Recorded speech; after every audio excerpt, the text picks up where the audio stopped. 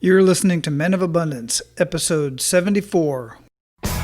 Welcome to Men of Abundance, the podcast for those looking to level up their lives by hanging out with some of the greatest leaders and established professionals in our community, living a life of integrity, honor, and the abundance mentality. Prepare to pay it forward with your host, former Army medic turned lifestyle entrepreneur, Wally Carmichael.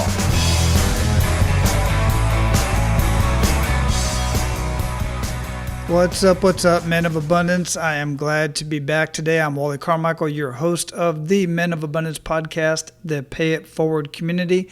This is the community, amongst many other things, where we are bringing family back together one man at a time. We are starting with you, and I'm glad you're here. Now, if you've been listening for a while, you know that we are a once-a-week podcast, and every once in a while I throw in a bonus episode. And even with the bonus episode, if you just cannot get enough of Men of Abundance, I want to invite you to our private Facebook group where we have conversations about these episodes, and we have side conversations about what's going on in our lives. Some of us are doing great. Some of us are not doing so great. And it's all about where you're at in your life right now. It is my strong belief that men must stick together. We must learn from each other. We must learn from each other's actions and each other's past, both good and bad. I know it sounds all touchy-feely and stuff like that, but we just got to get over that crap. The fact is, reaching out for help is a sign of strength, not a sign of weakness. We need to get over that, men. I'm very passionate about this because I personally have lost too many very good friends to suicide, or they just went off the deep end, and it could have been prevented. You know, a certain level of pride is a good thing, but when that pride is being destructive to yourself and to your family, then it's not a good thing. You need to swallow that shit.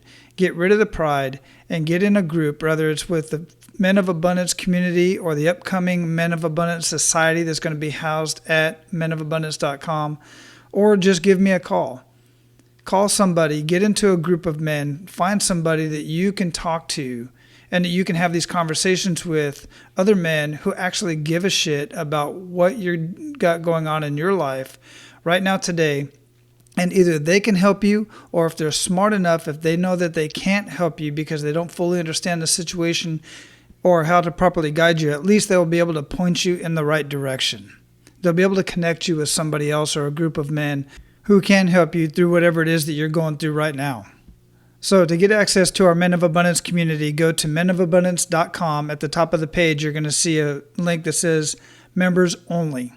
Click on that. That'll take you to get you access to the Men of Abundance community Facebook page and the upcoming Men of Abundance Society that, like I said, is going to be housed not on Facebook. It's going to be housed at menofabundance.com, so it's going to be much more secure, and that way we are going to be able to have these conversations that men should be having.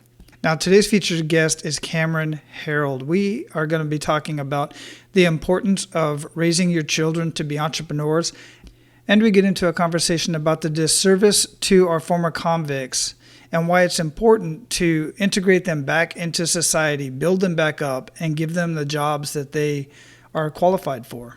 Of course, I'd love to hear your thoughts about that as well, and you can do that either by commenting down below in the podcast at menofabundance.com/074, or go to our Facebook group and make your comment there. So our featured guest today is Cameron Herold. He is known around the world as the business growth guru. He is the mastermind behind hundreds of companies' exponential growth. Cameron has built a dynamic consultancy. His current clients include a Big Four wireless carrier and a monarchy. Cameron was an entrepreneur from day one. At age 21, he had 14 employees. By the age of 35, he helped build his first two $100 million companies. By the age of 42, Cameron engineered 1-800-GOT-JUNK's spectacular growth from $2 million to $106 million in revenue and 3,100 employees. And he did this in just 6 years. Men of Abundance, it is my honor to introduce you to Cameron Herold. Cameron, welcome to Men of Abundance. How are you doing today? Good, Wallace. Thanks for having me. Appreciate it. Oh, my pleasure. Absolutely my pleasure. Where are you at in the world? Scottsdale, Arizona. Is that right? We didn't have this conversation before when we first were talking, but I was born and raised in Phoenix, Arizona, and stayed there till I was 20. There you go. Yeah, I'm really close to Camelback. I'm in an area called Arcadia. Nice, nice. Yeah, I've lived all over East Side. I never did live out in Scottsdale or anything, but most of mine was Southwest. I graduated from Carl Hayden High School, so I was kind of down in the rough part of town, let's say. All good. It's a good area for sure. It is. I like it. So, Cameron, I like to start out the show just about how I start out pretty much every single morning, which is with an attitude of gratitude. What do you have to be grateful for today? My wife and children and my health. I was telling a client that I just got off the phone with about 5 minutes ago. I said, I feel like I'm married out of my zip code. I'm very fortunate. I'm really happy. I have a beautiful wife. She's super fun. She's friendly. She's got great great friends, and she's a really wonderful mother and a great friend and lover to me. So just really happy that I get to wake up with somebody that I'm really happily in love with. I've never heard that term before, married outside my zip code, but I completely resonate with that. I had a friend of mine mention it to me one day, and the first time he said it, I took offense to it, and now I actually see it as a bit of a compliment. Well, it is to our wives anyway, and it's good for us. It's certainly good for me, without a doubt. So, Cameron, before we got started here, I talked a little bit about you and a little bit about what we talked about here, but here on Men of Abundance, we really like to get to know the person behind the abundance. And you've done a lot of amazing things, which we're going to get into. But right now, I'd like to get a little bit personal and hear it from you. Sure. So I was groomed as an entrepreneur. I grew up in northern Canada in a small town, and I was groomed to be an entrepreneur from a very young age. I was shown that if I could control my time, that I would be much wealthier than someone who just had a job, and wealthy in terms of time, in terms of time for relationships, and time for myself, and times for my friends and family.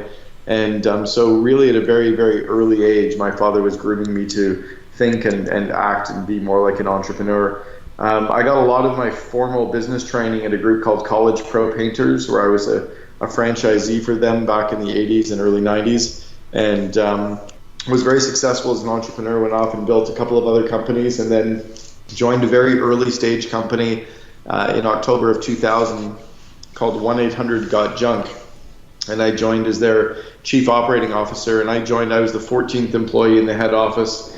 And when I left 6.5 years later, we had 3,100 employees system-wide.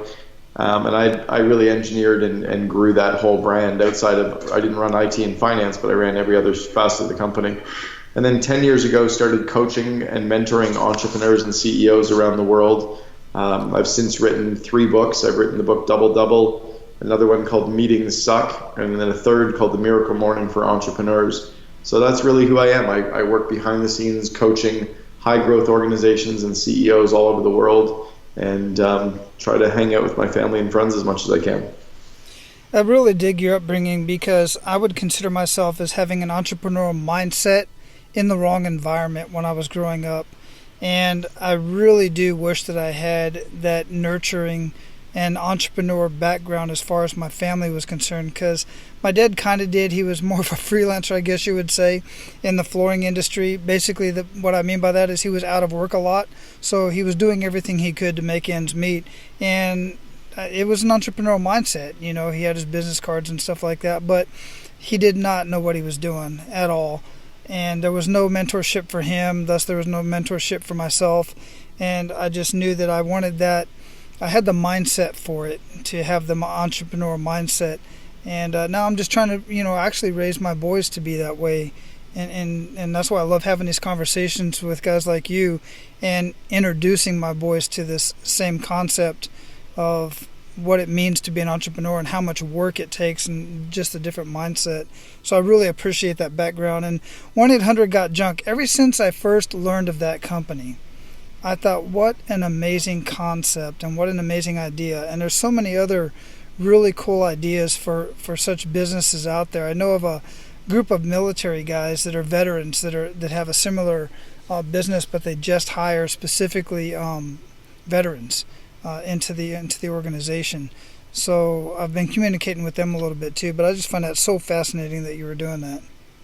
Well, there was nothing special about it either. There were 17,000 independent junk haulers when Brian started that company up.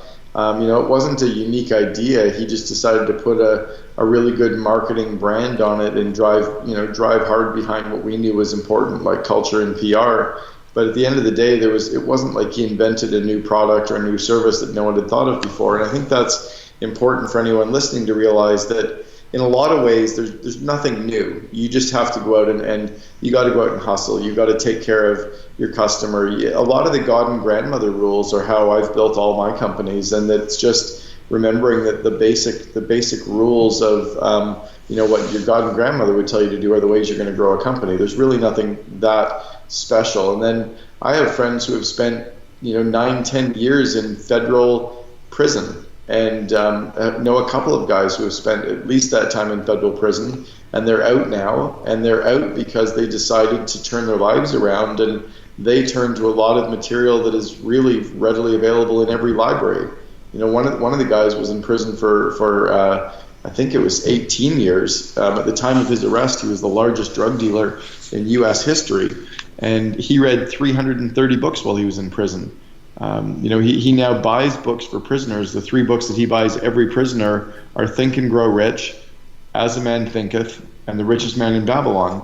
Those books are available for anybody to go read in their library, or you can get them on Amazon for probably $15 a book. So a lot of the information on how to be successful is there, but it just requires people to maybe stop watching a little bit of reality TV or stop watching the next, sports event on television. Maybe turn off the TV and read a little bit and decide to put some effort behind what you're doing. And, success is right around the corner.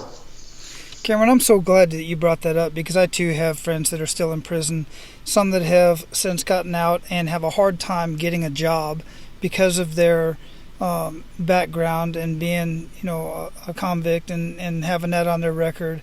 And I have these conversations with many of them, and I'm like, look, why don't you?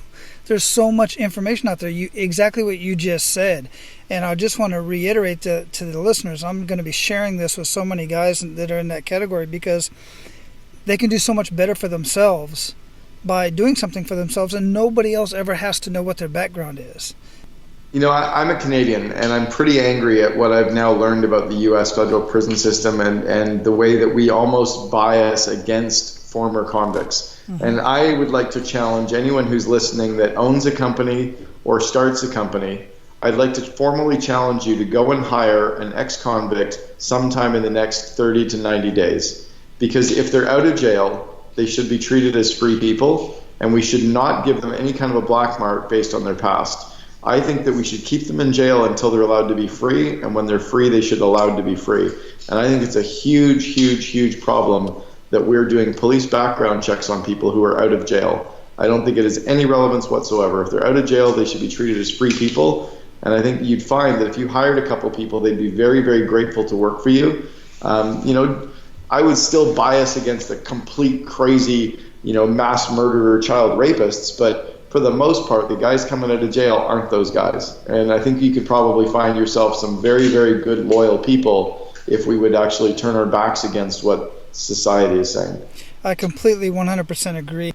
So at this point, I know because of everything that you've done, and we've talked about that any man and any woman, anybody who is progressing in life, there are often many more kick in the gut moments than those who are really just sitting on their laurels and letting life pass them by.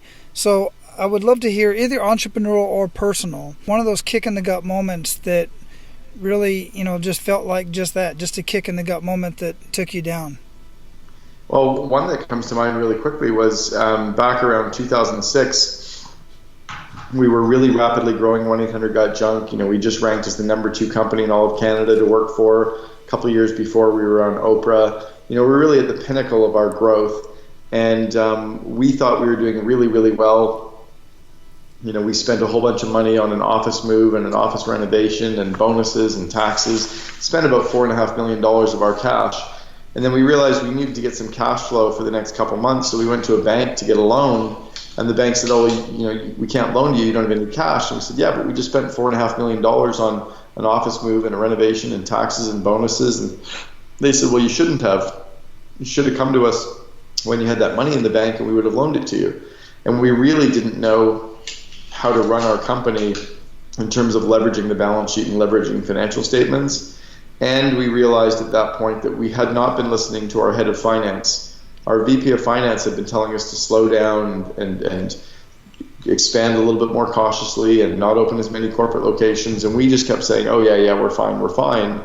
And he was so quiet that we never really listened to us. And the big kick in the gut was, why would we ever have somebody in such a senior role if we weren't willing to listen to them? Or why would we have them in such a senior role if we weren't willing to give them a voice? And it wasn't his fault that he didn't speak up. It was our fault that we didn't listen. Right. Yeah, that's a very good point. So how did you guys manage to pivot away from that and turn that around? I think part of it was just when we came to that realization, we knew we had to turn. We knew that we actually had to start, bringing these people in. We also knew that we really were making mistakes. So it just became part of our systems. We decided that we could actually start getting people to give us their ideas by writing their ideas down on Post-it notes. And we would get everyone to write down 3 ideas per Post-it note, or 1 idea per Post-it note, up to 3, and then to read their ideas out. And we'd get the quieter, more introspective people to speak first, and the most senior people to speak last. And that was just a new system that we put in place. I actually cover that in my second book, Meetings Suck, in pretty good detail as well. Cameron, one of the first times the first time that I was introduced to you, and then I decided to go out and look for you, was I listened to a lot of TED Talks. I watch them on YouTube, but mostly I'm listening on the podcast. And I'm usually searching for the type of TED Talks I like to listen to, or anything related to education, and especially education as it pertains to children, to kids, as I'm raising my own boys. And your TED Talk, Let's Raise Kids to Be Entrepreneurs, just first off, the title just stood out to me like nothing other. And then when I heard the talk, it was spot on with my mindset. And that's why I looked you up on social media and started communicating with you, and really learned much more about what you're doing, which completely blew my mind. Can you share a little bit about how you came up with that as far as the TED Talk to raise kids as entrepreneurs? Sure. It's an interesting story. I hired a guy back in 2003 to come on board at 1-800-GOT-JUNK to redo some of our marketing and branding. His name is Simon Sinek, and a lot of our listeners will know the name Simon Sinek. I think he's the number 3 TED Talk of all time, but this was way before anyone had ever heard of Simon or I. We brought Simon out to Vancouver, and he came and spoke at one of our conferences. He and his partner owned a very small advertising agency, and Simon had read about me in Fortune magazine. So 5 years later, about 5 years later, Simon and I were both asked to do TEDx talks, and we were talking to each other about what we were going to speak about, and I was trying to come up with some ideas of what I could cover, and Simon said, just speak about something that you're really passionate about that you've never spoken about before. Speak about something that is burning inside of you that you wish people would change. And I remember just feeling in the school system that I was told by the teachers that I was stupid, and I was told by the teachers that I wasn't paying attention. And I remember thinking back going, I was bored. I wasn't having a whole lot of fun. I wasn't that engaged. And I remember knowing for sure that I wasn't stupid, but when every test I got back told me I was stupid, it really beat me up. And I looked back at that and thought, maybe I wasn't meant to be in that system. Maybe I was more of an entrepreneur and less of a normal student. And I just recognized some of the biases against us. So I crafted my TED Talk around that, and the rest is kind of history. Yeah, and if you have not listened to that or heard that TED Talk that I'm talking about, I will have it posted in the show notes at menofabundance.com, and you just search Cameron, and you're definitely going to want to go listen to that. It's most definitely worth listening to. You're going to get so much out of it, and you're going to want more, for sure. So I'm going to be sharing all that in the show notes. So based on that, where did that take you? And I know recently you were talking about on social media, you're asking, what would be a good idea to talk about for the next TED Talk. Have you thought about that yet? Yeah, I do, and I'm not allowed to talk about where I'm doing it and what the content is, but it's going to be one of 2 theme areas. I was actually on the phone today with someone from the TED organization and kind of scoping out the content and what it's going to be covering. So they're going to select from one of 2 areas. One of the areas I cover in pretty good detail in my book, The Miracle Morning for Entrepreneurs. The other one I cover in fairly good detail in my book, Double Double. So the content is there, it's roughed out, but I can't tell you exactly what the talk's going to be, and I'm not allowed to say where I'm doing the presentation. Got it. That makes sense, and I respect that. So your second 2 books I have heard about, and I've read parts of them. I really want to get into it. They're both on my list. I've got so many books to read. Got to be honest with you there. I've read The Miracle Morning. Great book. But Miracle Morning for Entrepreneurs, now you're niching down a little bit more. And I really want to get into that one. But the one I don't know much about is Double Double. What is that? What is the premise of that book? Yeah, so Double Double is my first book that I wrote. It came out about 6 years ago, and it's how to double your revenue and profit in 3 years or less. And the entire focus of that book is really the easy to implement systems that will truly allow any company to scale and to grow rapidly. So I kind of give out the cheat sheets that we used, not only to grow 1-800-GOT-JUNK, but also to grow, just a number of companies that I've coached and mentored around the world in the last 9 years. Very interesting. I definitely want to check that out. So, Cameron, at this point, we are going to pay it forward to our abundant leaders. You ready to do that? For sure. Cool. So give our abundant leaders 1 to 3 actionable steps that they can take today as it pertains to living a life of abundance. The first one is living a life of gratitude. That, if you want to live in a life of abundance, you've got to wake up every day being happy and feeling grateful for something. So, one of the tools that I use is the 5-minute journal, and just waking up every day and just kind of following the very simple systems and tips in the 5-minute journal. So that's one. Secondly is to just focus on the critical few things versus the important many. I think far often we end up just working on busy work. We're working on email, we're working on projects and tasks, but we don't sit down and say, where am I going? What are the core projects or tasks that are going to get me there? And how do I really ensure that I move that stuff forward? And just so working on those critical few things. Right in front of me, I have a whiteboard. The whiteboard has got 2 huge areas that I'm mind mapping on, that I sit and think about all the time. And then on the top left-hand corner, I've got my top 10 goals for the year, and I'm just kind of crossing them off as I start getting them to completion. One is already complete. One is nearing completion right now. I could probably cross it off today. And the third one, I'm sure I could probably have passed off to a writer by the end of next week. So, here I am in the early parts of month 2, and I'm already at 3 of my 10 nearing completion. So it's just working on those critical few things versus the important many. And then the last is to not take any of this so seriously. At the end of the day, none of us are getting out of this alive. This is just what we do to make money. This is just what we do to have fun. I think we need to have a little bit of fun along the way and laugh a little bit, because this is just what we do to make cash. Isn't that the truth? And I've heard you say that so many times. None of us are getting out of this alive, and it's absolutely true. And by that should just set your whole mind free, is have fun. So what daily habits make the biggest impact in your life? Well, one for sure is I use an app called Commit to 3, and that's one that's been really powerful for me, is just setting down every day and coming up with the top 3 things I need to do business-wise. And I commit those to a friend of mine, Joe Polish. He commits his daily top 3 to me, and I commit my daily top 3 to him. And then a second thing that I do is I commit my daily top 3 personal goals to a friend of mine, Gordy Buffett, and Gordy sends his top 3 business goals with me. So that app, Commit to 3, really forces me to stay focused and focus on the critical few things. Another success habit I have would just be I shut it down at 5 o'clock. Like when you and I are done our call, I'm done. I'm packing it up. I'm done for the day. The reality is I will never get the rest of my list done anyway. So this whole idea of trying to catch up and keep doing more and catch up, it'll never get done. So it's just sitting down and realizing that I'm working hard. I've put in a good solid day, but to shut it down at some point and then reconnect.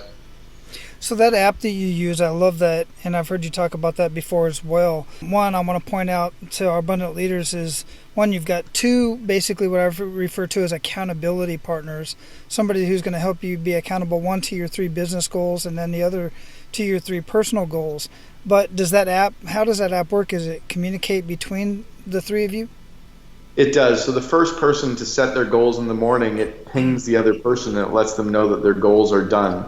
So when I set my goals for the day, Joe Polish gets a notification that I've completed mine, and then he ends up setting his, and it kind of guilts me. So each of the people setting their goals, it kind of guilts the other person. I love it. No, that's really cool and very powerful. How long have you been using that? I've been using it for 11 months now. Yeah, I'm going to definitely look into that, and I'll have the link to that in the show notes as well, just in case any of you want to go check that out, and I'd recommend that you do. I think it costs like $3. Like this isn't an expensive tool, and this is something that you can literally do any single day, and it doesn't require any, special technology or any, special education. Right, and you could use it for just about anything, for any period of time. It's just waking up in the morning and saying, what are the 3 things I need to get done today, and then making that commitment so you get those 3 things done. The rest of the stuff will take care of itself later. Yeah, and one other thing I want to point out about that is it's just 3 things. It's not 10, it's not 20, so you're not overwhelmed by it. It's just 3 things that you need to get done. Now, they might be 3 big things with some, subtasks or whatever I'd refer to, but it's just 3. Exactly. Cool. So other than your 3 books, Double Double, The Miracle Morning, and Meetings Suck, I love that one. I was actually just talking about that book today because I was sitting in 3 different meetings today. So me and a coworker was talking about meetings suck. You need to pick up that book, and so do these people that keep calling these darn meetings. So other than those 3 books, what book would you recommend to our abundant leaders and why? I'd recommend that all of our leaders read a book called Start With Why by Simon Sinek. Mm-hmm. And it really just hones in on understanding what your core purpose is. And I think it'll really, really impact people, whether they're in a job right now thinking of starting their own business, or whether they're doing something on the side while they're running, doing their job, or whether they're actually actively engaged running a company. It will really help you focus and really understand what it is that motivates you, what it is that satisfies you. I love helping entrepreneurs make their dreams happen. It's what I've always really gotten off on. I've really enjoyed doing it. So for me, doing what I do doesn't feel like work. So I would read Simon Sinek's book, Start With Why, and then also watch his TED Talk. His TED Talk, Start With Why, will just really move people. Yeah, absolutely correct. And I love his delivery and the information he shares. Also, his book, Leaders Eat Last, is a great book as well, which I resonate very closely to since I spent 25 years in the military. A lot of my listeners would certainly resonate with that as well. Yeah, he's been big in that space for sure. Yeah, without a doubt. So I got really 2 more questions for you, and that is, what do you feel that holds most people back from living their life of abundance? Probably it's the area of either focus or vision. So the focus part is people wake up every day and they just go through the day. They don't live with intention. They don't think about where they're going. They don't think about their goals. They don't have a vision for their life. They don't hang out with smart, fun people. They just wake up every day going through the motions, and that sucks. And no one is going to hand you success. No one is going to hand you happiness. No one is going to hand you health. It's all there. You just got to get up and do something about it. No one is forcing you to go to McDonald's. You can easily walk into a grocery store and buy an apple as you can walk in and buy a Big Mac.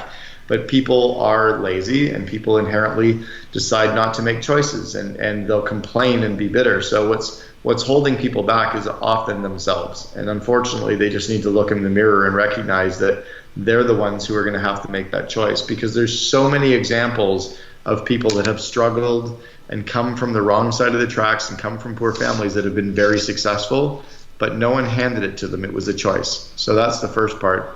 The second part is that really all of the information, more than ever, is at your fingertips. You can literally look up anything on Google. There's computers at the library for free if you don't have one, but you can get out and look up the information. It's at your fingertips, and you can learn from the best. It's all there. The key is to learn it and put it in place. In the old days, you had to be the smartest person in the room. You had to be the one to memorize everything, but now everything is available. Yeah, absolutely correct. The biggest missing part, as you were just stating, is the action part. There's no lack of information. Exactly. So what does living a life of abundance mean to you? For me, it's waking up every morning and realizing that I'm already there. I'm already successful, that anything else I achieve or do from this point forward is simply bonus time. It's like I'm already in bonus time, and I actually feel like that every day. Man, that answer just put a huge smile on my face, because that is exactly the realization that I made of myself just a couple years ago, and why I decided to start having this conversation about living a life of abundance. That's awesome. No, I remember my grandfather, when I was 2 years old, my grandfather passed away, and he said, with a name like Cameron Herold, he's going to be something someday. And I used to feel like I had to strive towards it. And then recently I thought, you know what, I'm already there. Mm-hmm. There's nothing for me to strive towards. I'm already there. I'm already successful. I've already made it. So everything else I do from this point forward is merely a bonus. Yeah. And once again, I have to give credit to my wife on that, because she had told me that for years when I was chasing after all those shiny things. And I just was in a different mindset. She's been living this abundant mindset forever, and it finally just hit me upside the head. So I know many guys out there don't feel that way, and that's why I'm out here to share people like you, to get people to get into the abundant mindset as opposed to that scarcity mindset, or that I'm never going to be happy mindset unless I have this, or do this, or whatever. So I'm just so happy that you said that. Yeah, this stuff never makes you happy. It's waking up in the morning and being happy that makes you happy. Absolutely agreed. Well put. So I truly appreciate your time. And before we close this up, I'd love for you to leave us with a parting piece of guidance in any way that we can get in touch with you. Sure. Let's see.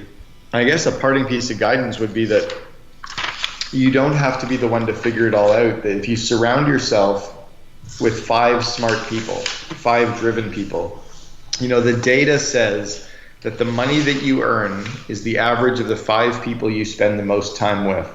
So when you raise your peer group, you're going to raise your wealth. If you think about your fitness the same way, the fitness level that you're at is the average of the 5 people you spend the most time with. So if all of your buddies are the ones sitting in a bar drinking and smoking and eating, pizza, and they're not very healthy, well, guess what? That's right where you are. But if all of your friends are the runners and the athletes and the marathoners and the people that are out hiking, stuff that costs no money, guess what? You're going to be in that space. So you really just have to start surrounding yourself with people that are driving in the direction that you're going in.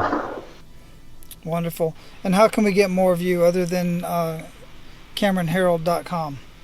Yeah, well, all 3 of my books, Double Double, Meetings Suck, and The Miracle Morning for Entrepreneurs, they're all available on iTunes and Audible. My videos of my speaking events can all be downloaded and watched at CameronHerold.com, and then my blog as well that people can subscribe to and read. Perfect. Yeah, great information. I go there myself. I love reading your stuff. I'm on your email list. I love getting all your information.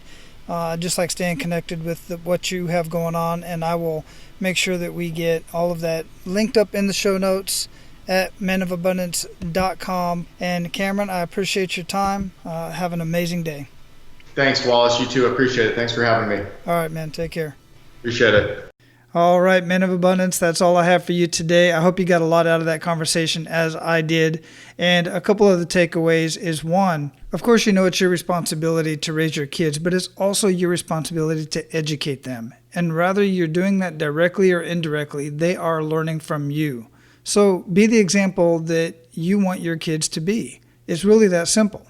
And by doing so, you're going to improve your own life by showing them how to live an abundant lifestyle, how to give, how to save, how to learn, how to read, what to read, all of this stuff, what to watch on TV, what not to watch on TV, how to treat women, all of this stuff. They're watching you do that. They're watching you every single day. The other thing that I got out of this is, listen, people make mistakes. Many of you have made mistakes. I've certainly made several mistakes. We've all made decisions that have affected other people. And some people have paid the price. Some people have gone to jail. Some people have gone to prison. You know what? Whether you got caught or not, you made a mistake. First, you have to forgive yourself, and you have to lift yourself back up. And again, to me, the best way to do that is to get around other men who are where you want to be in life, in every aspect of life. And if that's not just one man, get around several different men. Get around a group. Get into the Men of Abundance community. But before you judge others, remember what your mistakes were and be a little bit more forgiving. And if you do own a business and you're in a position to hire other people, don't dismiss other applicants just because of their background. Look at who they are today. Look at what their skills are. What are they bringing to the table today? Those experiences may benefit your company because they went through that. So consider that. Now go out and live your life of abundance and make sure to pay it forward. That's all for today, Abundance Leaders. For more about our guests and the powerful information we shared with you today, be sure to sign up for our mailing list at menofabundance.com. We appreciate your time and look forward to hanging out with you on our next episode. So until then, be sure to pay it forward and live your life of abundance.